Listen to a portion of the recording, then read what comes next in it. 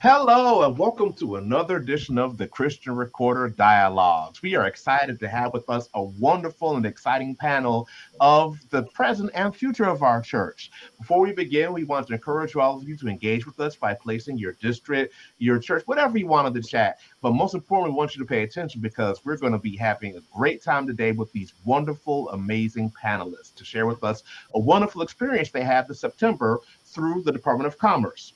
The persons here today were part of the Department of Commerce's Office of Faith-Based National Partnerships National Youth Summit. And right here we have districts 1, 5, 10, and 12 represented to share with us their wonderful experience, these young entrepreneurs, and also with us, we have the persons who helped created this partnership. Reverend Dr. Miriam Burnett, Episcopal Supervisor of the 18th Episcopal District and the Medical Director of the Connection Health Commission. And on her first debut Connection Lead, Ms. Rochelle Fry Skinner, the newly elected and installed Connectional YPD Director. Welcome, everyone, to the Christian Recorder Dialogues. We are excited to have you all here. So, we got a lot of folk here, so we're just going to go ahead and begin. And I'd like to start off with you, Supervisor Burnett, if we may, to talk to us a little bit about this partnership, how it came into being, and why is it so important? Thank you so much for being here with us and allowing this opportunity to showcase our young people and their wonderful work. This all started back in the spring when the Office of Homeland Security, Homeland Security and FEMA brought many faith-based organizations together to introduce us to their partners, the other departments that have offices of faith-based and neighborhood partnerships. I attended that session and at that time met Director Torres of the Department of Commerce, who told me they were thinking about planning a youth summit. And if they had that happen, they wanted to have 5 AME YPDers to attend and participate and use it as a launching pad for more and more work together. Um, Director Torres came and spoke at the Health Commission meeting on the second Saturday in June, our annual meeting, and talked about the work that we can do not only with our YPD, but our adults. And so this is the first of many programs that will happen. It will involve our RAYAC as well as our YAR and our young adults that are involved in our social justice movement. So as we begin to explore, they said, okay, the summit is going to be on September 21st. Who are you going to pull for your youth? Please send them to me. Well, the very first phone call I made was to our newly elected YPD director, Connectional YPD director, Mrs. Rochelle Fry Skinner, and we were able to add three more persons to the those who would participate. It's been a wonderful experience. The summit required ages 12 to 30. We could only have 5 of our youth. So, with as many young leaders and entrepreneurs that we have in the AME Church, it became a very difficult process. So it became whoever responded first is who went. The other key departments are the U.S. Patent and Trademark Office, the Minority Business Development Agency, the National Oceanic Atmospheric Administration, the International Trade Administration, the CHIP Office, the NASA, AmeriCorps, the White House, the Department of Education, the Department of Labor, EPA, and USDA were all represented and attempting to assist our young people get tools, opportunities, as well as potential jobs, and help them navigate patents and trademarks and inventions, and provided exposure to public service, internships, entrepreneurships, and jobs. Massive programming.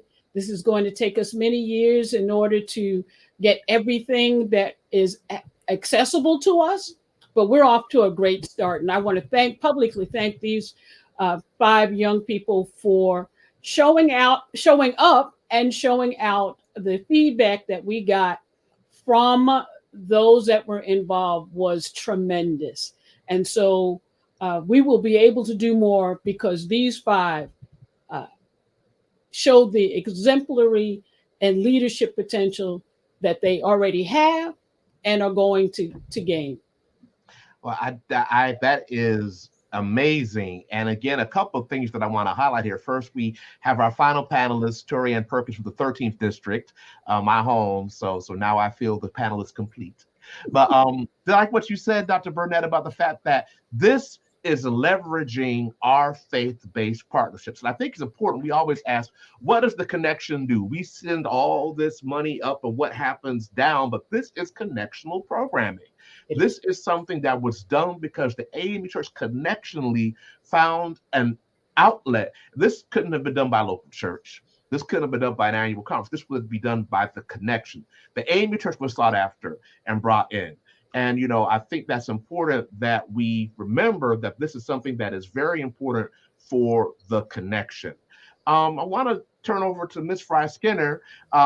You are the newly elected and installed YPD director. We are praying for and with you. And share with us a little bit about this partnership, what it means to you, and how do you see it going forward, both your partnership with the International Health Commission, as well as this work with the faith-based community through the federal government. Thank you, Dr. Thomas, and thank you, Dr. Burnett, for the opportunity. And yes, this is my inaugural event to come on the Christian Recorder, and I'm very pleased about that. Working with young people has been a passion of mine for many, many, many years, and serving as the Connectional YPD Director is certainly a joy, and I pray that I'll be able to represent Christ well and support the young people in their endeavors. This partnership, actually, Dr. Burnett, started before I was actually elected as the Connectional YPD Director when I served as the Child Advocacy Chair for the Women's Missionary Society. Mm-hmm.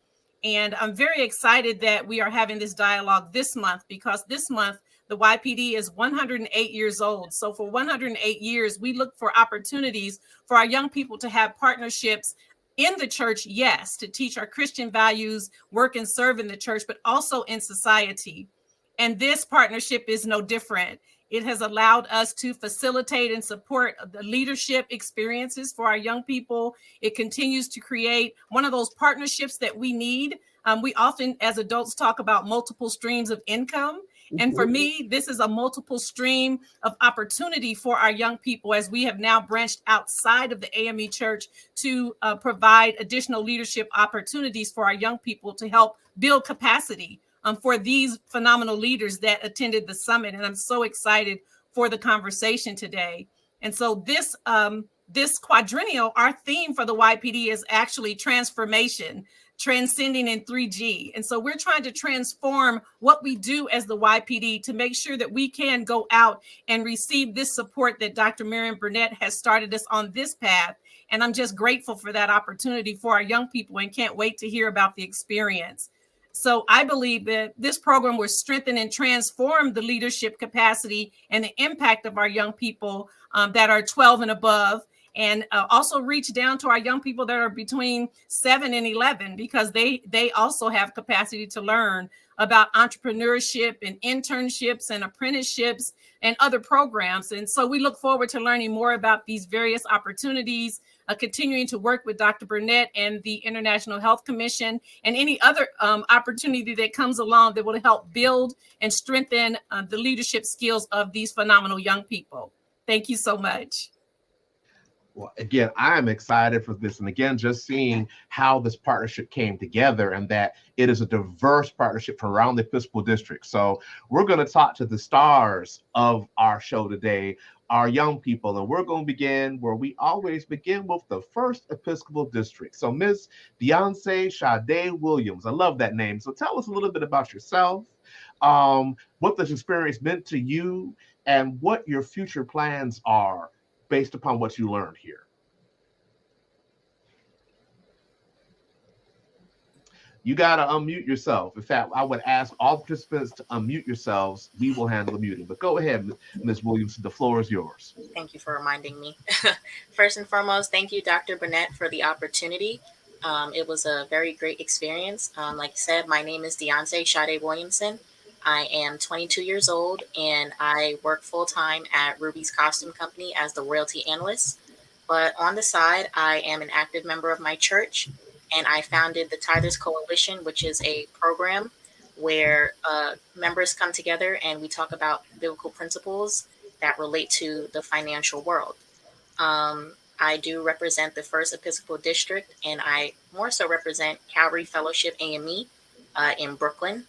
And this experience was very different for me. I am not someone who is used to being in political settings. So to just be in there and also represent my church, it was not only a different feeling, but it felt rewarding to be there on behalf of Christ, on behalf of my church, on behalf of this great denomination. My future plans, hopefully within the next 6 months, I will be graduating from Georgetown University with my Master's of Science in Finance. And I hope to take on the Tithers Coalition more full time, especially now that I have these new connections I made at the National Youth Summit. Can you tell us a little bit about this Tithers Coalition that you started in your church? Absolutely. So basically, like I said, the Tithers Coalition is a program where we take financial biblical principles from the Bible and we apply them to real life. So basically, we go through there. A lot of people don't know this, but the Bible has everything we need to know about money. It has everything we need to know about finance. I like to tell people, finance is not about money. It's about our relationship with money. And our relationship with money is so our relationship with God, because God is the one who provides at the end of the day. And the sooner we realize and the sooner we actualize how we can build our relationship with God, we will realize that our finances are actually the least of our problems. So the Tithers Coalition was created to not enforce tithing, but to bring the tithers together so that we can have more financial conversations, because in the Black community, finances are almost taboo, or almost something we don't really speak about. So I believe God gave me that vision so that, I can use this financial expertise I have to bring it to his people. And let me just make sure, because I want to say this again so that the people can hear this at home. You're a master's student at Georgetown University. Yes. In the finance program. Yes. I just want people to hear that we have a master's student of one of the nation's toughest finance programs to get into, who has understood that in that academic space, the Bible taught her everything she needed to know about money. Yep. I just want to let that sit. We're going to come back to that in a second later on. But I want to move on now to Brother Tyreek Woods from the 5th Episcopal District. So Brother Woods, all right. sharing with us Hello, everybody. your local church, how this experience helped you out, and what are your next plans? Okay. Hello, everybody. My name is Tyreek Woods. I am the delegate for the 5th Episcopal District YP. But can everybody hear me okay? We hear you, but speak slowly because you're going in and out, but keep talking. Okay. I am the 5th Episcopal District elected youth representative for the planning meeting coming up. I also was the first elected YPD delegate for the 2023 annual quadrennial. I am the local YPD president for Ward Chapel King Grant. And yeah, DC was huge. I really liked what I learned there. I loved the people there that I got to meet at the the Youth Summit. It was really great. Just very interesting to see different ideas of how people were able to just like entrepreneur come up with their own things and own ways. And I thought that was very interesting, especially with like the different ages and youth groups that were there. And in about, I would say, 2 years. Right now, I'm at a community college, Metropolitan Community College. I'm trying to get my credentials there for computer science. Then I will transfer over to Missouri Western State University, where I can get a degree in computer science, maybe even a master's, and so forth and so on. Okay, so you're interested in technology. So, I mean, you have to have a skill. I know you already have some skills that you're working on. So, what have you been doing with computer science and technology right now? Well, right now, mainly like I kind of run the IT department at our church, so I mainly run the Zooms and basically just run Facebook Live and all different things that are coming up, and then make sure that it's prepped so that we wouldn't have any errors or mistakes or different glitches within the system.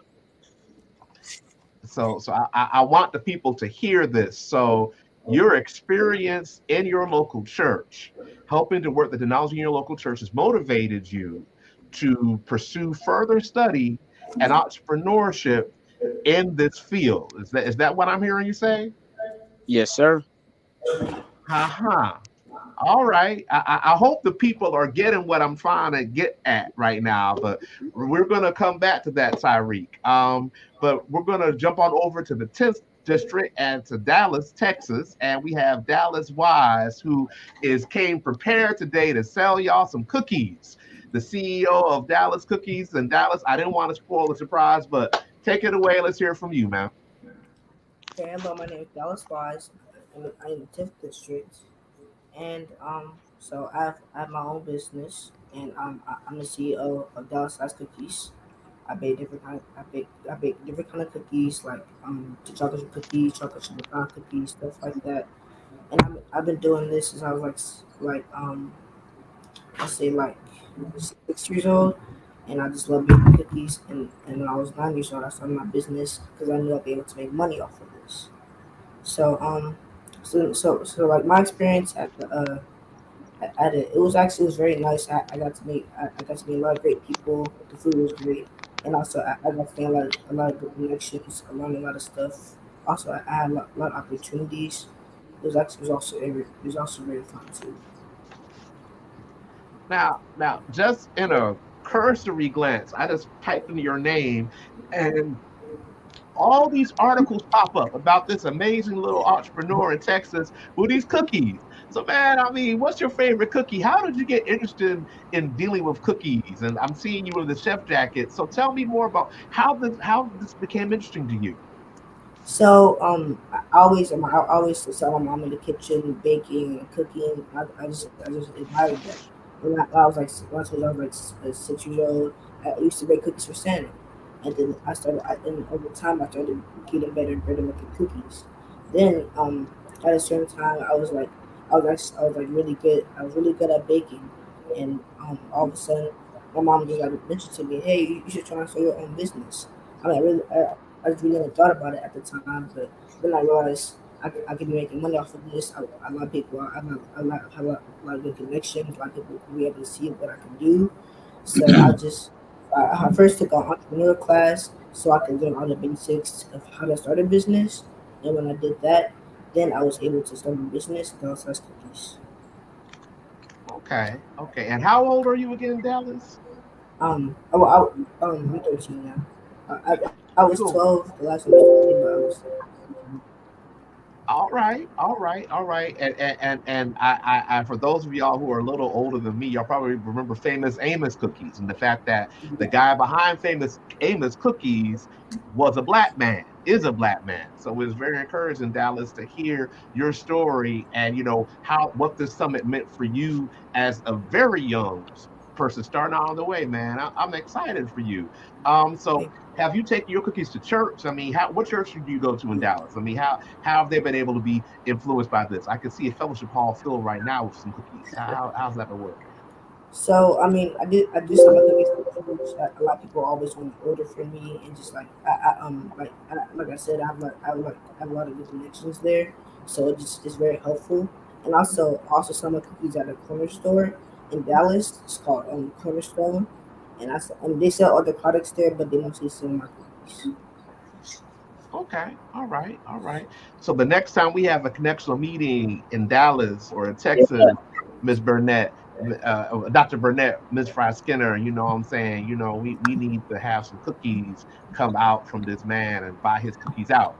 So we're going to move on over to the 12th district to Taylor West, who is no stranger to the Christian Recorder. Indeed, we were delighted to see him at the National Association of Black Journalists Convention in Las Vegas. And so, Mr. West, tell us about what you're doing and how this experience in DC has inspired you, and what are your future plans? Greetings. My name is Taylor West from the 12th Episcopal District. I live in Tulsa, home of the 1921 Race Massacre. I am the Black Caucus Vice Chair for the state of Oklahoma. I am a social media manager and data analyst for the Black Wall Street Times. I am also a corporate community relations organizer for a world-leading waste-to-energy company. And I am also, as of today, a Microsoft mentee here in Tulsa. And I am absolutely excited and so grateful for the partnerships that have come out of the Office of Faith-Based Partnerships through the Youth Summit. Just in 30 days, we will be having our first Oklahoma cohort sponsored by HUD, which means 150 members of the Tulsa community will be able to have monthly meetings with HUD to their disperse for grants, for trainings, and for opportunities and internships. And just being able to go for just some slight hours, we were able to pull away with at least 5 future partnerships with Director Torres. Wow. That's impressive. Wow. So, and Taylor, I also know that you're from the 12th district, but you also have taken your media skills to help out another Episcopal district. Would you mind sharing about that? Absolutely. I have had the absolute honor to have joined the 18th Episcopal District media team to be able to spread the awareness of what is going on over in Africa, in Lesotho, Botswana, Eswatini, South Mozambique. And we are absolutely excited for the gift that God has given me just over the summers when the bishop was elected. I did not know I thought I did not know how to do any of these things before, but if you keep your mind stayed on Christ, he will definitely guide the way for you.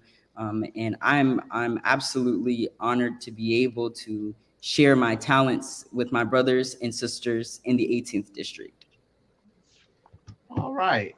And last in our introductions, we're going to hit the 13th Episcopal District with Brother Perkins. All right, good evening. My name is Torian Perkins. Let me start with that. I am proudly from the 13th Episcopal District, the home team. That's right. Say it again for the people. Say it. Amen. The 13th Episcopal District, the home team. I am a member of Wilson Chapel AME Church. Currently, we're going into planning meeting season, but currently I am the former worship leader for the West Tennessee Annual Conference. I am now proudly the husband of the new West Tennessee Conference YPD president, my wife, Anaya Perkins. I'm also the owner of Young Yard Service, which is an acronym for Youth Are Working Now, which is one thing that me and my business partner, we take very serious about having young Black men engaged in, especially during the summertime, engaged and having something to do, because for we know that the idle mind is the devil's playground, and we value having young Black men empowered and energetic and willing to work, and showing them that there's nothing wrong with work and there's nothing wrong with applying yourself. So and how long have you been working on this mom business, Brother Perkins? This here has been a working process for years. It started out just me and my best friend on a walking around the neighborhood with Moors, Then it went from there. Then one of the ministers of our church, he started taking us out with him some days. He had a small up and coming yard service. And over the years, it's turned into a very productive business. We hire high school men, high school age black men. I mean, of course, women as well, but we try to center around the black men to keep them engaged. And now each year we have anywhere from 15 to 25 young black men out every summer working, from picking up trash to cutting grass to even simply washing windows, just showing them that there's so many ways and so many opportunities to be a blessing to someone while also being able to receive that blessing back. So, and about how many clients do you service generally? This year was our biggest summer yet, so praise God for that. We just got up to 48 residential yards. Wow. We recently picked up my home church, Wilson Chapel AME Church in Memphis, Tennessee. And we've also got calls from other churches throughout the West Tennessee Annual Conference who will like to begin using our services to keep us going and keep us motivated. Wow. Well, Torian, thank you for that. We're going to hit a commercial break in a second, but before we go, I want us to reflect on the fact that we just heard from a finance whiz, a media mogul, a baker, a tech whiz, and a lawn care management company. 5 totally different but necessary occupations, and this is all coming from us in the AME Church. Reflect on that when we go to this commercial break. We'll be right back. I am the Reverend Jared Britton Washington, and I am seeking your prayerful support for the office of Chief Information Officer of the African Methodist Episcopal Church. We are grateful that in the African Methodist Episcopal Church, this Chief Information Officer, known as the General Secretary, has a duty to be a bridge builder, to bring together the technologically sophisticated with the technologically challenged, and to navigate how God allows us to affect change, to keep records, and to make certain that the AME Church is accountable on all levels. And so, my brothers and my sisters, I am grateful for the opportunity to present myself to the AME Church. I know that when God gifted me, God made me to be a man of God who loves God's people, who understands promptness, who understands accountability, who understands the ability to be objective in all scenarios and situations, and who loves the spirit of enthusiasm. I am grateful that God has blessed me to be presented before great men and women of God, and I am grateful for the various gifts that God has given me over the course of the years that I have lived this life. Continue to pray for me, pray with me, and know that God is going to bless us in this journey, because I don't just believe that the best is yet to come. I believe the best is right here now, and greater is on the way.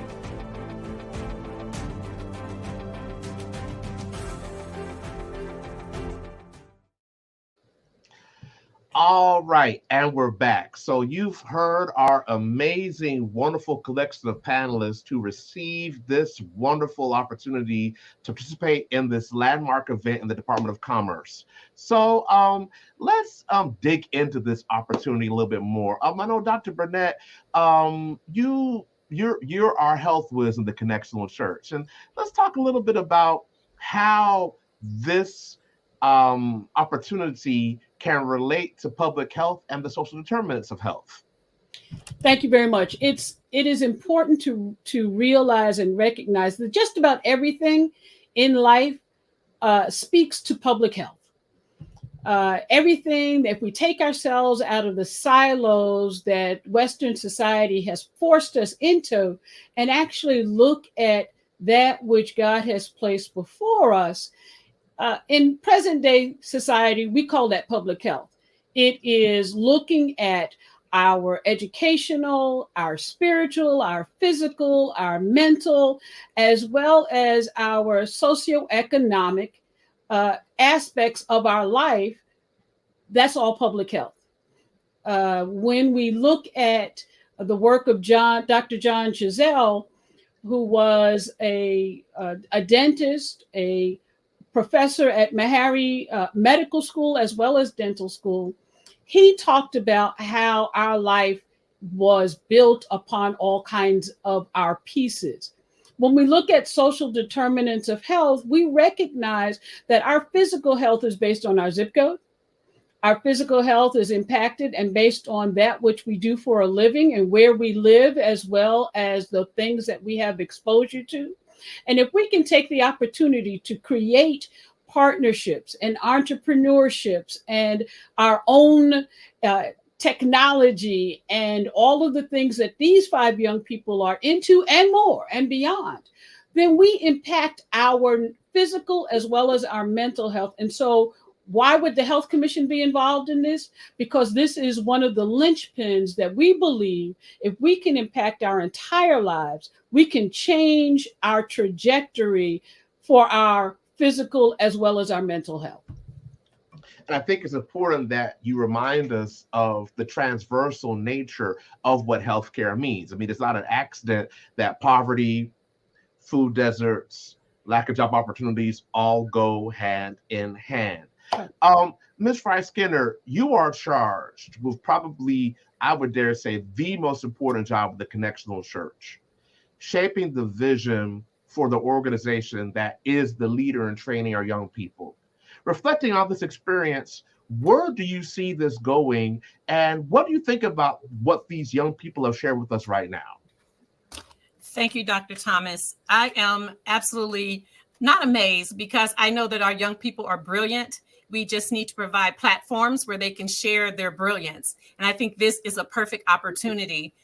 As I was listening to each one of the participants talk about what they are doing now, I could see where each level, everything that we talked about, the finances, the technology, the baking, everything that we talked about, how it fits into the ministry of the YPD. These are all areas that we look for other people to help us with. And we have the expertise here now, and how important it will be in this administration to pull the young people to the forefront and let them share their gifts and talents with us, to teach us, to help us with our health, with our understanding, to pull knowledge from young people that didn't believe that they could do some of the things that these young people have already talked about just today in this small amount of time. So I look forward to speaking with each one of them to pull this into our leadership training institutes that we have annually. When I was listening to Deontay Sade talk about the tithing, April is Financial Literacy Month. And so how important it would be to pull that in and ask her to support our young people in understanding tithing from a youth perspective, not just you're supposed to give and not just recite the scripture, but to talk about what that really looks like.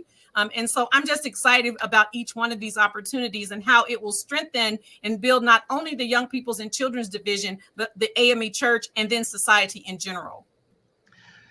So again, to our stars of the show, you 5 who are from a variety of backgrounds. We have everything from grad students to someone who was 13 years old. I mean, we have the I lost my train of thought here. I was not Island Star, but it's the young adult auxiliary, it's the young people's auxiliary of the young adult. It's been a while since I've been a YPD. I know 13 to 17 and 18 to 26. So I know that much. But in all seriousness, though, I mean, we always hear all this thing about the churches losing the youth. The youth aren't there. How do you feel about the AME Church? How do you feel about your place in the AME Church? And what do you need from the AME Church? And I open that to anyone who wants to share. Okay, well, I'll go first since I am a licentiate in the AME Church and working on my ordination now. The AME Church to me has been a vital component of me becoming the person I want to become. I joined the AME Church when under Bishop Leith was the bishop of my Episcopal district at the time, 13th Episcopal district. And it just showed me that, for one, I totally disagree with that the youth aren't in the church. I just believe that the church has to find a new way to bring in the new age of youth. Uh, my grandma used to always tell me the same old tricks can't bring in the new dogs. So, but to me personally, the AME Church has been fundamental. I have gained more friends and connections and long-term relations that I'm very proud of. Actually, me and Taylor West, we go way back. I met him my first quadrennial, and we have been continuous contact. I'm proud to call him my friend personally. As far as what do I need from the AME Church, uh, the best thing right now is with the AME Church is having more directors like our connectional YPD director, having more directors and people like Dr. Supervisor Burnett who see the youth not only as the young generation, but as individuals with individual lives, with individual feelings, with individualities who not all can be uh, contained or considered with a cookie cutter type mentality. Sometimes you have to think outside the box for different youth. Just like Dallas, the cookie idea, that's an amazing idea. Me personally, I wouldn't have been able to do it. I don't think I can boil water without burning something up. But it's just an amazing thing, especially with our new connectional director and our new connectional leadership, which I'm very excited about, to see how they can work it out to where all youth feel involved and not just the ones who've been in the church like me from a young age, or even the youth who've maybe only been here 1 year. That's their first quadrennial or their first LTI or their first connectional event in general. Make sure they feel involved, feel loved, feel included, and feel needed inside of the church as well. Wow. Wow. Thank you, Torian. Someone else want to share? Personally, from my standpoint,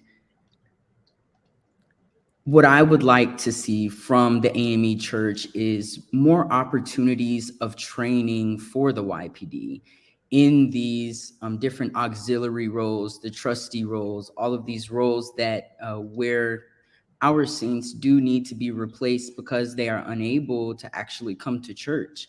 And so if we are just a church full of young YPD, who is there to teach? And so I have found myself to now just get reorganized, re-strategize, reach across district lines to see how our other districts coming out of the COVID pandemic and still trying to raise funds, raise awareness, and still be in the community as well as keeping sane within their mental health capacity. Mm, mm. Health is a bit that mental health piece. It keeps coming back and back and back for us. Beyonce, Sade, I know you have something to share. Yes. Actually, I've been in the AME Church since birth. I was blessed enough to start at St. Paul AME Church in Rockville Center under the leadership of the late Reverend Elliot J. Hobbs. And I am also the daughter of Reverend Dr. Lisa Williamson, who is my pastor. And I can say, if you look at every single part of my life, the greatest accomplishments, all the way down to the smallest accomplishments, the AME Church is very well present in all of them. And I owe a lot of who I am to the AME Church, which is why I love this church so much. But what I think I would like to see more and need more from the AME Church is just understanding that, like Director Skinner said, what we need is here already. And a lot of what we need can come from the youth. And I'm grateful to be a part of a church that understands that being able to teach doesn't always necessarily equate to your age, but equate to your experience. And Mm, I was able to, convince my pastor and my church members that, like, I have the financial knowledge. Let me give it to you. I may not be at a certain age, but I have what I have right now, and this is the best time for me to give it to you because it's still fresh in my mind. So I feel like, if more churches, more pastors, more leaders understood that some young adults, even some children like Dallas, it's it everything we need is here. We just got to ask, and we got to be trusting that, God gave the vision to somebody young. There's so many stories in the Bible of God choosing young people to lead. And I feel like, once we understand that, at least I understand my generation, we are a generation of leaders, we'll be more inclined to help. Wow. Um, Dallas, you got a shout out. So let's come over to you. Really, all I really want to say about my AME Church is that I think like they need more like healthy foods, like for example events like that they ever do at the AME Church. They're only buying stuff from the store. That really isn't even real sometimes, and I think that like me and my mom could cook something like or cater organic and healthy foods. Because also there's a lot of elder people there, and they need certain foods for them to have like a good body, and it's just like they ordering all this different kind of food, and it's not healthy for everybody. So I just think I will want to change, and I've mentioned it to my pastor before, and he definitely agreed with me. So I just really wanted to have like better foods and healthy foods. Dr. Burnett, did you pay him to say that on this show? Did you pay him I to did say not. this? You pay him. I did not, but I'm gonna take him on the road with me. I mean, So I can stop saying that the church is the place where we come to die because we are eating the things that make us die. So I'm taking Dallas on the road with me, and I'm not gonna have to say it anymore. He's gonna say, and something else to go with that before we come to Tyreek is just this week. I know the Black Farmer Alliance or the Black Garden Alliance is having a convention in Philadelphia, and we're a part of that. Can you briefly talk about that, Dr. Burnett, before we come to Tyreek? sure. The Black Farmers Network, the AME Church, as well as the AME Church holistically, but through the Health Commission initially, is partnered with the Black Farmers Network in order to create both rural and urban networks of food growth and food distribution throughout our Zion in particular as it relates to AME. So we are planting gardens in church yards where nothing has been happening. They just got grass growing. So they're digging those up and putting gardens there. We're teaching people who live in apartments how to put in a pot, instead of just a flower in the pot, put something that you can then take out and eat, potatoes, um, uh, herbs, all of those kinds of things. We are taking school grounds in the 18th Episcopal District. We're taking the grounds that schools are on and providing opportunity for growth of farms on this land so that we can have food for them to take home. We know that in the 18th district, as well as many districts around the connection, when they come to school is when they get food to be able to take home. It may be the only meal that they get. So if we help them to grow, we're teaching them the skills of growing, we're teaching them how to feed themselves. And as climate change continues to impact life, it becomes more and more problematic. The AMEC Health Commission website, amechealth.org, has the link to the Black Farmers. We will be resuming the monthly fourth Sunday evening and Saturday morning teachings that happen around how to grow, how to keep track of what you're growing, so that there will be other opportunities for grants, etc. BlackUrbanGrowers.org is the Black Farmers Network website. just a wealth of information. We bring in from USDA. The Health Commission is partnered with USDA, and so we are doing multiple things through that. And the USDA is now beginning to have conversation with us about our global impact and how we can provide better opportunity, finances for that kind of work around the connection. Wow. And I should say that I believe Reverend Carolyn Cavanis is in Philadelphia right now. She's representing us at the Black Urban Growers Conference, and just understanding food sovereignty, understanding food deserts, and to have someone here, Dallas, who's first thing you said was, we got to stop eating the salted chicken and eat healthier at these meetings is wonderful. Reverend So, Carolyn Cavanis is the director. We have the Health Commission has got so many programs now. We've shifted to having directors of different programs, and Reverend Carolyn Cavanis is our director of our farm and garden program. great, great. And I know you all give grants to churches. Tariq, Yes. we now can see your face and not your photo. So we're going to come to you as our last panel to talk about this, the question that we've asked. Basically, what can the AME Church do for you, and where do you want to go from here? People talk about, again, the church being the youth have left the church, but we have you all here. So just give us your thoughts on that.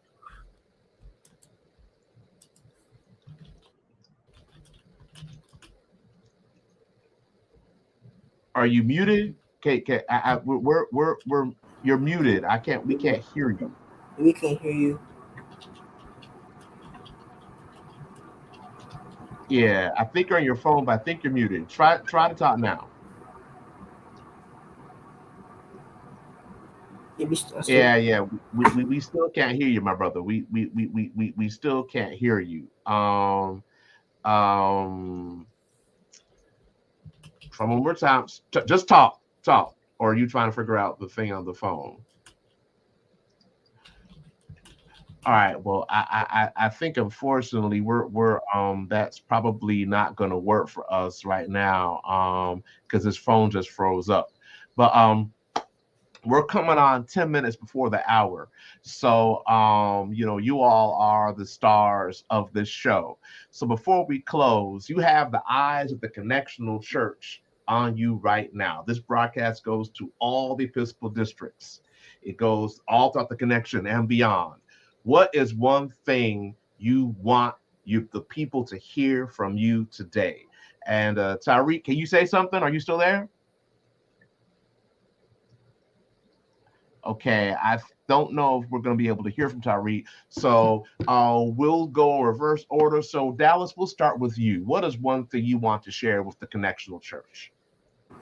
One thing I just want to say, I just think, out 12-year-olds and 11 and 10-year-olds out there, you're able to start your own business. You're able to do stuff. You're able to make money. You're able to actually do stuff that I'm doing right now. You're able to start your own business and do stuff at this age because anything is possible.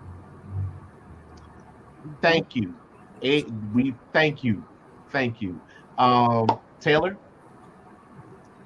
Talk and get to know who you are seating with at these conventions, because someone always knows someone who can help you.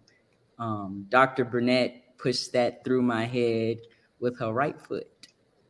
All right. Turian. If I could leave anything with the connection, it would just be, I guess, kind of, Dallas and Taylor kind of took it right out of my mouth. Let's network, talk to somebody, walk up and meet someone. My example with Dr. Burnett, I met her at Quadrennial, and then when I was in DC, I called her on the phone, didn't even know who she was, and then I got to the Tennessee annual conference, and they introduced her. I was like, wow, just me being myself. So just me making that connection and taking that step out opened the door for me that I never would have imagined. So just talk to people, like Taylor said, connect, network, see what you never know who's out there and what they know and what they can do for you. Ms. Williamson? Yeah, I would just say the AME Church has everything and everyone of who we need. I truly believe in staying in-house and using the resources that we already have. And from personal experience, the AME Church has literally every single thing, every single person. You name it, the AME Church has it. We just, like they said, got to go out and find out who does what. That's right. Well, we're going to close with our director and our Episcopal supervisor / medical director / lifesaver in general. So, Ms. Fry Skinner, give us some closing remarks, please. Thank you so much. I am so proud and excited to hear about you using your gifts, young people. Dr. Thomas calls you the star of the show, and I believe you're even larger than that. I think you will be the stars of the AME Church as we continue to talk about what we already have, as you have said. I believe that we have worked so long in the AME Church in general as silos. So when we come out of those silos and start utilizing the gifts and talents of the young people in the church, I think that we will strengthen the church, and then we will start to quiet down the conversation that the young people are not here. As I have this seat at the table as a member of the Women's Missionary Society with this awesome task to work with young people and serve with young people, just know that when you see my name on your phone, I need you to answer. I would like to have the opportunity to talk to you and so many other young people in the AME Church that may not have had the courage just yet to step out, those that have already stepped out, and those that can make those connections that you've already talked about today. And even as young as 12, Dallas, and to whomever the oldest star is here today that went to the summit, just know that your gifts and talents have made room for you, and the AME Church through the Connectional YPD will make room for you as well. Dr. Burnett, thank you for the opportunity. I am just elated that what we talk about here today are the things that I have talked to our connectional officers about, is that we need to work interdependent and not independent. And there's enough glory for everyone because the ultimate glory belongs to God. So thank you for this opportunity. And I can't wait to see what God is going to do with this phenomenal group and so many other young people. Thank you. Before we come to Dr. Burnett, I think we're going to try to bring Tyreek in one more time. Tyreek, can you hear us? Can you talk? Okay, I can hear y'all. Can y'all hear me? We can hear you. All right, talk to us, brother. So share with us just some final words, what you want the Connection Church to hear from you, man. Okay, but yeah, I was trying to say earlier, mother is the Reverend Carmen Woods, and my mother is Reverend Tracy Woods. And we pretty much talked about like youth just being like more active within the church, running the services mainly on fourth Sunday, mainly helping out with, technology like I am. And also just being able to, minister out to those, not just within the church, but within your schools, out in the neighborhood, anywhere where you can do it. Yeah, pretty much just minister. I know my dad, he told me that if I want to be a local YPD president, I got to be more hands-on. So lately I've tried to be more hands-on, and, that led me to go into quadrennial, going to planning meeting that is coming up, just everything that's going on. So I feel like if our youth is more active and more engaged within church, then the AME Church can help, move them around and, just minister out to those who need ministry. Thank you. I'm glad that, the Lord works. Thank you for coming in. And Dr. Burnett, the floor is yours. I want to thank all of you for the wonderful and tremendous work that you have already done in your lives. It's so important to have examples that people can look to. I'm going to push you one more time. Those that know me, know that I am now going to push you to become the mentors for the rest. Take someone else, bring them alongside you, and move forward. My mother always taught me that it is not just good enough to bring someone and reach back and pull them behind you, but to actually think about it as a slingshot and propel them in front of you so that in case they stumble back, you can push them forward. So that's what I'm going to ask of you 5. And then we'll get to 15. And then that will continue to double. And as we continue to grow, we will create a network of a mighty force called not just the Young People and Children's Division of the AME Church, but the AME Church in general. As I pastored, Dr. Thomas knows I pastored for off and on for almost 20 years. I always had junior officers because I wanted my junior officers, my young people, to learn the process like Taylor talked about, so that when they became of age, we didn't have to start training them. They were already trained. I ask that you do the same. Sister Fry Skinner, Director, I thank you so much for this partnership, and I look forward to our not working in silos and continuing to grow. What is it? Grow, glow, and go for Christ. And go for Christ. Absolutely. Thank you, Dr. Thomas, as always. Well, thank you all for blessing us on this evening. I know the people who watch this will be blessed. And again, you heard what we have, what we need, we already have. We just need to use it.